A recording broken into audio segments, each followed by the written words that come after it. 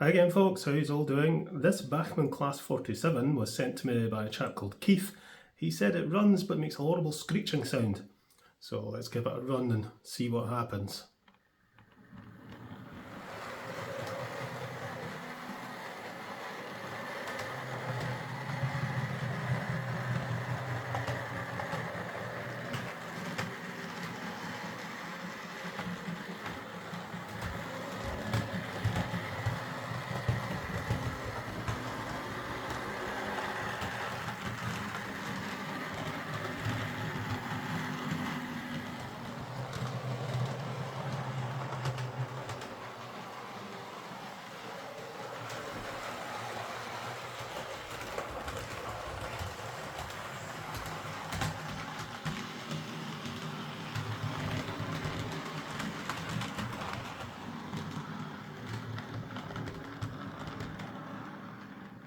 Okay, that's a little bit annoying. When I unpacked this, I ran it around the track a couple of times, and yeah, after a couple of minutes, it started making a horrible screeching sound. But I've ran it around the track here, both directions for a good 10 minutes, and it's not making the noise again. So I think we'll back it into the shed and open it up and have a look at it, give it a little service, but there doesn't appear to be much wrong with it at the moment. Okie dokie then, let's get a look at this Bachmann 47. Yeah, it definitely made the screeching sound when I gave it its first test run after I took it out the packaging. And I told Keith, yeah, it's making a horrible screeching sound. We'll see what's what. But I couldn't get it to replicate the sound on video. Isn't that just typical? But it kind of tells me that it's probably a lubrication issue, and a good shugle in the post and a bit of running's probably sorted it, but we'll get a look. So we've got 4 screws, 1, 2, 3, 4. We shall undo these. There's that coupling.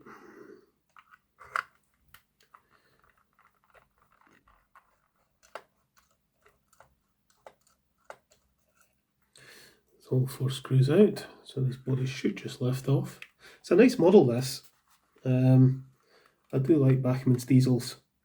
This has been pretty heavily weathered. I'm not a fan of weathering, but whatever.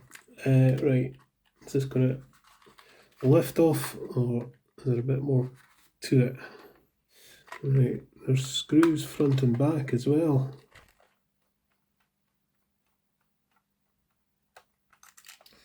It's quite a long screw.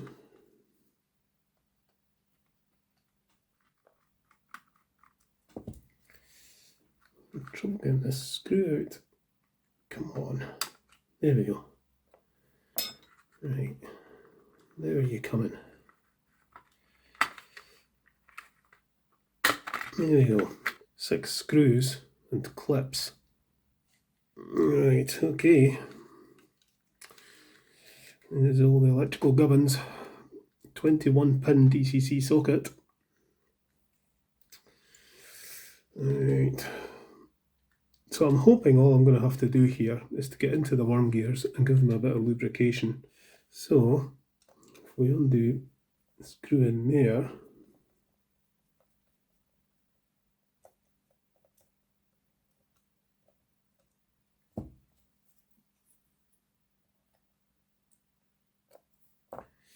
that should release that. But of course we've got all the wires. Blimey.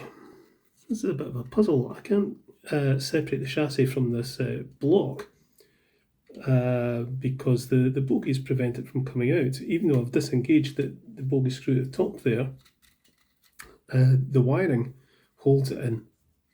So I can't pull that out because it's stopped by the bogie. Trying to see if the bogie frame unclips. Let's have a look. Does that unclip from there?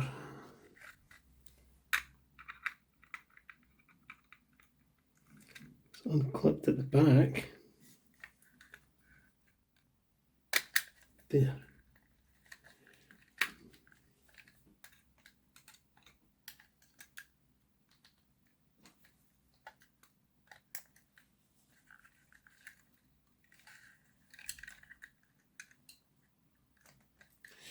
Right. Jings. Right, okay. That's given me access to all the gears anyway. Let's lift the wheels out.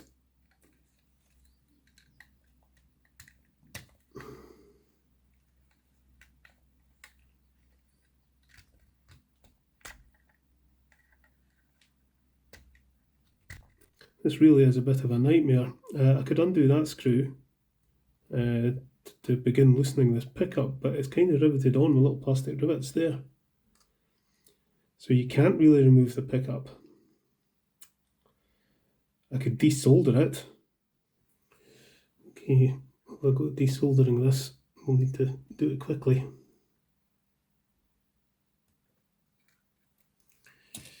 And need to do the other wire.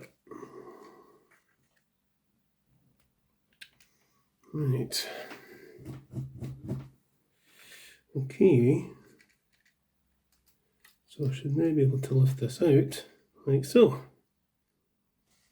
There's two little screws down in there. I need to get them out. Remove that. And then this should just unclip easy enough.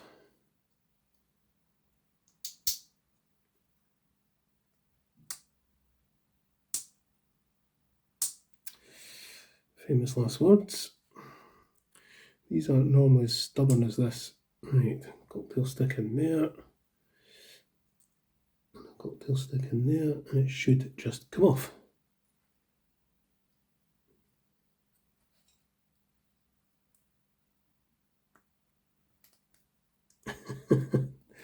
There you go. Wow. Alright, so there's the worm gear. I mean, it all looks pretty well lubricated, to be honest. So I'm not sure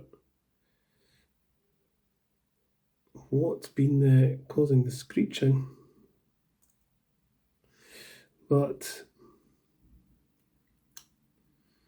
yeah, maybe I like a bit more grease in there, to be honest. So we'll do that. Let's get some grease in there. So I'm just going to grease up these bearings, put some grease in the worm gear as well. So I've greased up the bearings either side of that worm gear. Put that back in there. Hopefully that'll sort it. We'll pop that back on. Actually, before I pop that back in, I'll drop some oil into there, down in there. Put that back in place. And then we'll just get some oil into all these gears, and we'll put some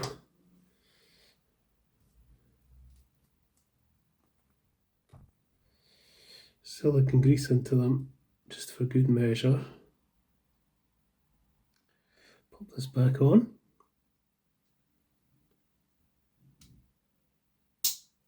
Goes on nice and easy.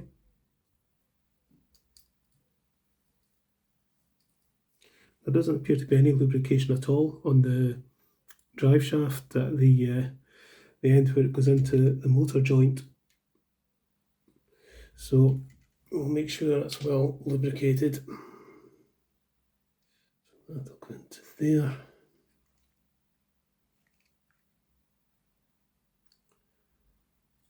That will go into there. And I think before I do anything else, just so that drive shaft stays in place, we'll get that screw back in.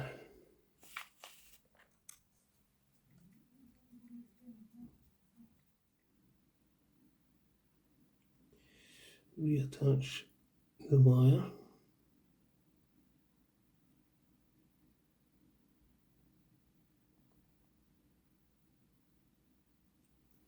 It's the red one.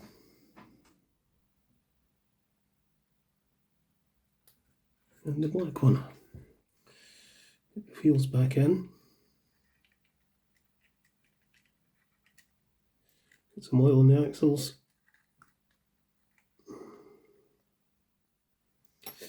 And then we clip this back on.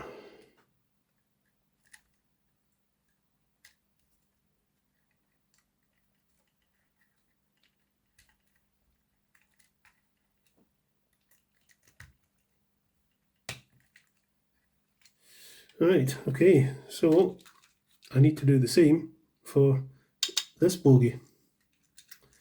But at least I know what to do now. Yeah, lubrication on this one is all a bit more waxy. See it in there. So again, a generous dose of grease into the bearing there, and there, and on the worm gear itself. Okay, so I've added some fresh lubrication into the motor bogies, greased up the bearings either side of the worm gears, lubricated the drive shafts where they go into the motor. One thing I would like to be able to do is to put a wee spot of oil onto the armature shaft where it comes out either side of the motor, but that's going to be a hell of a job to do that. So I'm just going to give it a good test run like this. I won't bother putting the body on just now. I'm going to give this a good few laps around the track in either direction, and if it doesn't start screeching, I'm at a loss to what else I could really do. Okay, so I've ran this in both directions for 10 minutes and no screeching. It's a real pity I couldn't let you hear the screeching noise that it was making, because it was quite loud, but it did sound to me very much like a lubrication issue. Probably just the bearings in those worm gears. So I think what we'll do is we'll get the body back on, and then we'll pull out the layout and give it another good run with some rolling stock. And if it screeches, then we'll have to bring it back to the bench, but I don't think it will. I'm pretty sure that it was just a bit of lubrication needed in the bearings. There's a driver in there, so it wants to go at that end because that's the end with the coupling, so it wants to go this way around.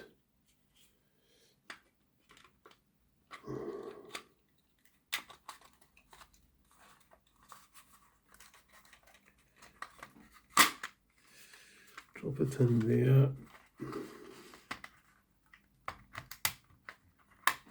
That goes in. That's in. There we go. Jings. Right, we'll get these little silvery screws in. It's been a bit of an adventure looking into this model, as it usually is with modern locomotives. Right, okay, we'll get these screws in. Tighten them up just so they start to grip. Don't over tighten. Right, okay, we'll go and pull this out the shed and see if it screeches or not. Out she comes then.